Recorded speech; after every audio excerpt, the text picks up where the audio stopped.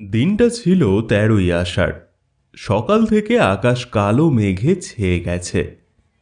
বৃষ্টির যেন আর বিরাম নেই। বৃষ্টির সঙ্গে পাল্লা দিয়ে চলেছে ঝোড়ো হাওয়া। জল আর হাওয়ার দাপটে রাস্তার আলো নিভে গেছে। পথঘাট সব অন্ধকার। আকাশের বুক চিরে ঘন ঘন বিদ্যুৎ চমকাচ্ছে, আর তার সঙ্গে সঙ্গে বৃষ্টির বেগও যেন বাড়ছে। যানবাহন সব বন্ধ, রাস্তার জল হাঁটু ছাড়িয়ে গেছে।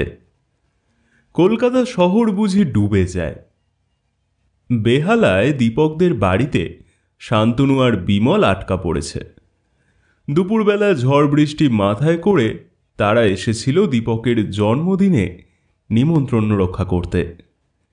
কিন্তু দুর্যোগ যে এমন ভয়াবহ আকার ধারণ করবে তা তারা কল্পনাও করতে পারেনি। শান্তনু থাকে আশুতোষ কলেজের কাছে, আর বিমল সেই যাদবপুরে। দীপকের মা অবশ্য তাদের রাত্রে থাকার ব্যবস্থা করেছেন। তিন বন্ধু বৈঠকখানায় জাঁকিয়ে বসে আড্ডা মারছে। চায়ের সঙ্গে গরম গরম ফুলুরি পরম তৃপ্তির সঙ্গে মুখে পুড়ে শান্তনু বললে, এই বর্ষার রাতে ভূতের গল্প দারুণ জমে। ধুমায়িত পেয়ালায় এক চুমুক দিয়ে বিমল বলে, আমি একবার একটা সত্যিকার ভূতের কাহিনী শুনেছিলাম। আমার দূর সম্পর্কের এক মামাকে অফিসের কাজে একবার মফস্বলে যেতে হয়েছিল। সেখানকার ডাক বাংলোতে এই সময় একটা ঠক ঠক করে আওয়াজ হয়। বিমলের মুখের কথা মুখেই রয়ে গেল। এই ঝড় বাদলের রাত্রে কে আবার এলো? বাইরে অন্ধকার, অবিশ্রান্ত বাদলের ধারা। বৃষ্টির শব্দ আর ব্যাঙের গ্যাঙর গ্যাং এক বিচিত্র সুরে সৃষ্টি করেছে। আবার দরজায় ঠক ঠক আওয়াজ। দীপকে উঠে দরজাটা খুলে দিল। সিঁড়ির মুখে দাঁড়িয়ে এক বিচিত্র মূর্তি। বেশ ঢ্যাঙা, গায়ে কালো রঙের একটা বর্ষাতেই কলার ওল্টানো থাকায় চিবুক পর্যন্ত ঢাকা। মাথায় একটা টুপি, চোখে কালো চশমা। এত ঝড় বৃষ্টিতেও কিন্তু ভদ্রলোকের বর্ষাতিটা শুকনোই বলা চলে। পায়ের রাবার সোলের কালো জুতো জোড়া পর্যন্ত পরিষ্কার, জল কাদার চিহ্ন নেই। ভদ্রলোক ভাঙা ভাঙা কণ্ঠে বললেন, ভেতরে একটু আশ্রয় নিতে পারি? বৃষ্টিটা একটু ধরলেই চলে যাব। ভদ্রলোকের সান্নিধ্যে দীপকের কেমন যেন একটা অস্বস্তি বোধ হচ্ছে, কিন্তু মুখে ভদ্রতা দেখিয়ে সে ভদ্রলোককে ভেতরে আহ্বান জানালো। ভদ্রলোক একটা চেয়ার টেনে ঘরের আলোটার দিকে পিছন ফিরে বসলেন। বাইরে রোয়াকে একটা কুকুর গুটিসুটি মেরে শুয়েছিল। হঠাৎ কেউ কেউ করতে করতে পেটের তলায় ল্যাজ ঢুকিয়ে কুকুরটা সেই প্রচণ্ড বৃষ্টির মধ্যেই দৌড় মারল। মানুষের 5টা ইন্দ্রিয়, আর কুকুরের নাকি ষষ্ঠ একটা ইন্দ্রিয় আছে। ও কি তবে অন্য কিছুর আঁচ পেয়েছে?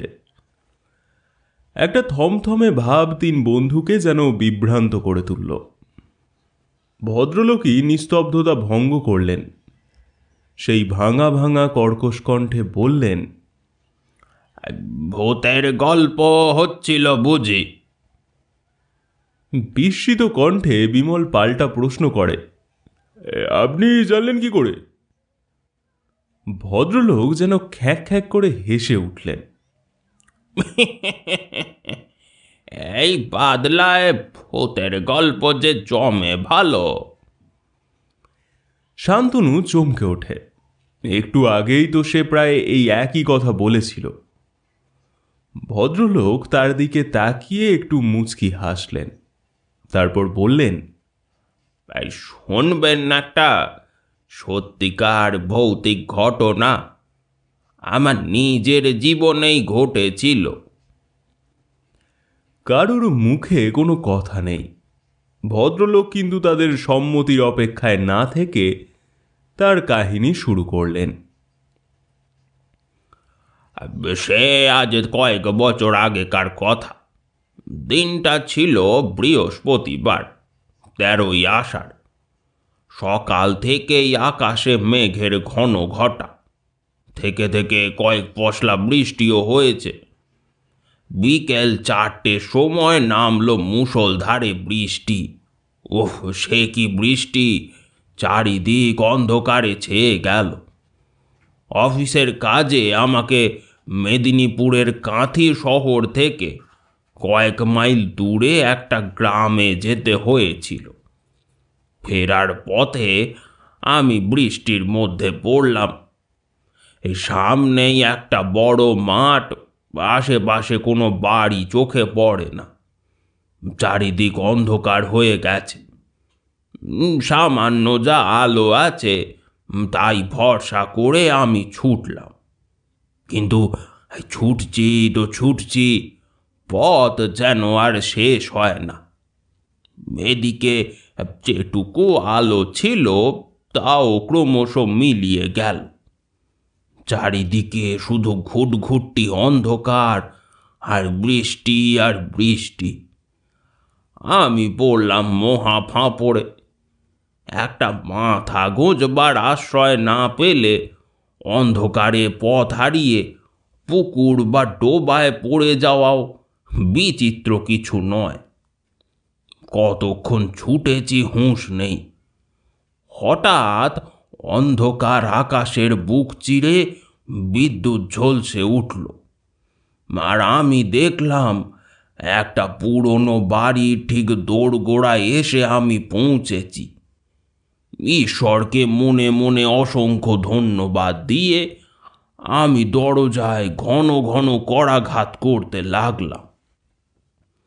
কিছুক্ষণ পরে দরজার কপাট দুটো খুলে গেল, কিন্তু অন্ধকারে আমি কিছুই ঠাহর করে উঠতে পারলাম না। যে দরজা খুলে দিয়েছিল তাকে লক্ষ্য করে আমি রাত্রের জন্য আশ্রয় চাইলাম। কিন্তু আশ্চর্য ব্যাপার, দরজার ওপাশ থেকে কোনো সারা শব্দ এলো না, কিংবা কেউ যে সেখানে দাঁড়িয়ে আছে কি না তাও আমি বুঝে উঠতে পারলাম না। কি করব ভাবছি, এমন সময় একটা ঘরে যেন ক্ষীণ আলোর রেখা দেখতে পেলাম। তা সেই আলো লক্ষ্য করে আমি এগিয়ে গেলাম। একটা বেশ প্রশস্ত ঘর, মেঝের উপর একটা হ্যারিকেন লণ্ঠন মিটমিট করে জ্বলছে। ঘরের এক পাশে একটা তক্তপোষ, তক্তপোষের ওপর একজন যুবা বয়সের ছেলে শুয়ে আছে, আর তার মাথার কাছে ঘোমটায় মুখ ঢাকা একটা বউ হাত পাখা দিয়ে হাওয়া করছে। পাশেই দাঁড়িয়ে আছেন এক বৃদ্ধ। আমার উপস্থিতি কেউ যেন লক্ষ্য করল না। আমি পায়ে পায়ে শয্যার পাশে এগিয়ে গেলাম। যে যুবকটি শুয়েছিল তাকে গুরুতর অসুস্থ মনে হল। মুখটা পাণ্ডুর, চোখ দুটো বন্ধ। আমি বৃদ্ধকে সম্বোধন করে অসুখের বৃত্তান্ত জানতে চাইলাম, কিন্তু তিনি আমার কথায় কর্ণপাতও করলেন না। তাঁর দৃষ্টি রোগীর পরেই নিবদ্ধ। আমি এবার গলা খাঁকড়ি দিলাম, কিন্তু তার পরিণাম হলো বিপরীত। বৃদ্ধ এবার আমার মুখের দিকে তাকালেন। তাঁর কোটরে বসে যাওয়া চোখ দুটি তীব্র ভর্ৎসনার দৃষ্টিতে আমাকে যেন বিদ্ধ করতে লাগলো। ওহ, কি ভয়ানক সেই দৃষ্টি! আমি সরে এলাম। তারপর কখন যে মাটিতে ধুলোর ওপরেই বসে পড়েছি এবং সারা দিনের পরিশ্রমে ঝিমোতে শুরু করেছি তা নিজেরই আর খেয়াল নেই। হঠাৎ যেন ইন্দ্রিয়ের কোন সূক্ষ্ম অনুভূতিতে ঝিমুনিটা কেটে গেল, আর আমি শয্যার দিকে তাকালাম। কিন্তু এ কি, দু চোখ রোগড়ে নিয়ে আমি আবার শয্যার দিকে তাকালাম। শয্যায় শুয়ে আছেন সেই বৃদ্ধটি, আর পাশে দাঁড়িয়ে স্থির দৃষ্টিতে তাকিয়ে আছে সেই ছেলেটি।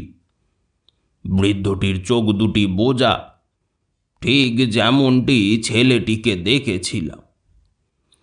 আমি কি স্বপ্ন দেখছি, না নাকি প্রথমবার ভুল দেখেছিলাম? আমার গলা দিয়ে একটা অদ্ভুত আওয়াজ হলো, আর সেই শব্দে বোধহয় বিরক্ত হয়ে যুবকটি আমার দিকে সেন দৃষ্টিতে তাকালো। ওহ, সে কি তীব্র দৃষ্টি, যেন ছুরির ফলার মতো অন্তরের মর্মস্থলে গিয়ে বেঁধে। আমি ভয়ে চোখ বুজলাম। আবার হয়তো ঘুমিয়ে পড়েছিলাম, সহসা ঘুম ভেঙে গেল। শয্যার দিকে চোখ পড়তেই এবার আমার সারা গায়ে যেন কাঁটা দিয়ে উঠল। শয্যায় এবার বৃদ্ধটি নেই। প্রথমবার তাকে যে অবস্থায় দেখেছিলাম তিনি সেইভাবেই দাঁড়িয়ে আছেন। শয্যায় কিন্তু যুবকটিও নেই। সেখানে বধূটি শুয়ে আছে, আর তার শিয়রে বসে পাখা করছে যুবকটি। বধূটির মুখ মৃতের মতো পাণ্ডুর। আমার মনে বিদ্যুৎ চমকের মতো একটা প্রশ্ন জাগলো, তবে কি আমি অজান্তে একটা ভুতুড়ে বাড়িতে আশ্রয় নিয়েছি? কথাটা ভাবার সঙ্গে সঙ্গেই ভয়ে আমি জ্ঞান হারিয়ে ফেললাম। যখন জ্ঞান হলো তখন ভোর হয়েছে। আমি ঘরে একা শুয়ে আছি, আর কেউ নেই। আর আশ্চর্য, আমার শরীরটা খুব হালকা বোধ হতে লাগলো। পরে জানতে পেরেছিলাম যে ওই তারিখেই এক দুর্যোগের রাতে কলেরায় সেই বাড়ির বৃদ্ধ মালিক, তার পুত্র ও পুত্রবধূ বিনা চিকিৎসায় মারা যায়। বৃষ্টি বাদলের জন্য কোনো ডাক্তারই পাওয়া যায়নি।